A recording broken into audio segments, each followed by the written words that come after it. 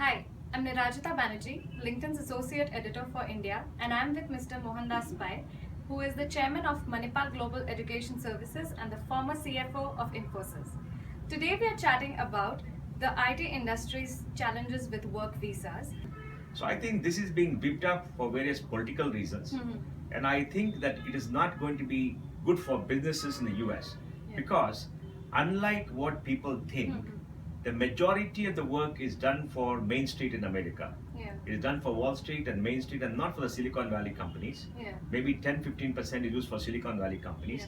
And these services have been provided to these large American corporations to enable them to get over multiple layers of legacy architecture that they have. So I think, we have to live through it. We've lived through it for the last 10 years. I think we'll live through it. So you're saying it'll hurt the US more than it'll hurt India?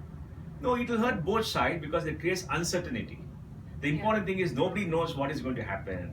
There is much harassment in saying we're going to delay this, we're going to change the rule, we're going to do it. This uncertainty and fear is what is happening. For example, hate crimes in the US has gone up after Trump has taken a particular stand. Right? It creates uncertainty. The uncertainty is more worrisome than a very clear policy. There's no very clear policy except what they issued just now to say that software programmers will not be specialists. And I agree with that. Because they're not software programmers.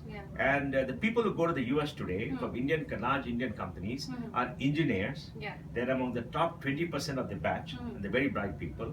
They've undergone training for 3 to 4 years in IT, and then they go there after 3 to 4 years.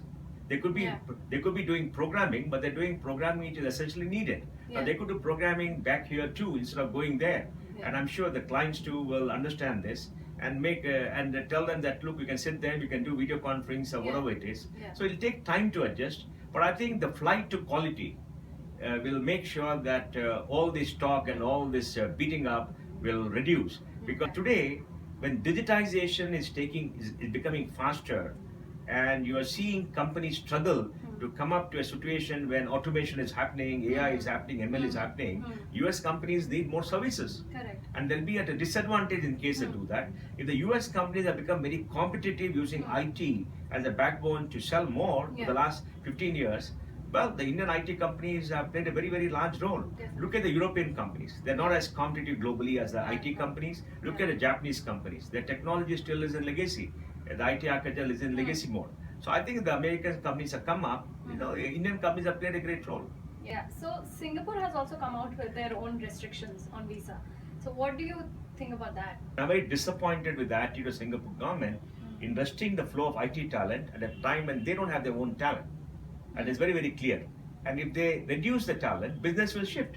Business came there, they got taxes, and they got much revenues. There was consumer spending going up, and these are highly paid people, high quality people. Now, if you restrain them, they will go to Iskandar, they will go to Kuala or go back to India. They could as well deliver from India. So I think it's very disappointing, and it will have an impact on Singapore's growth because having 10, 20, 30,000 IT people means that the availability of IT talent for all these multinational corporations headquartered there and for Singapore corporations. And if you deprive them, the innovation levels will come down and you will not be able to provide the kind of services required. So I think, maybe Singapore should relook at this policy and get more people to come because this is not taking away any local jobs. So lastly, what is your advice for the professionals, IT professionals who are worried, who are there in the US, but those who are aspiring to go there? See, I've been telling many people, look, a bachelor's degree is no longer good. Do a master's degree. All right? So you have a master's degree, then in the US you're deemed to be at a higher level, it's a graduate degree. Okay? And doing a master's degree in some of the best institutions through MOOCs otherwise is not very difficult. You have to spend 1.5 years of your life doing that, and you can do it because you can be, if you're a master's degree holder, they cannot but call you a specialist. All right? 2, learn new digital skills.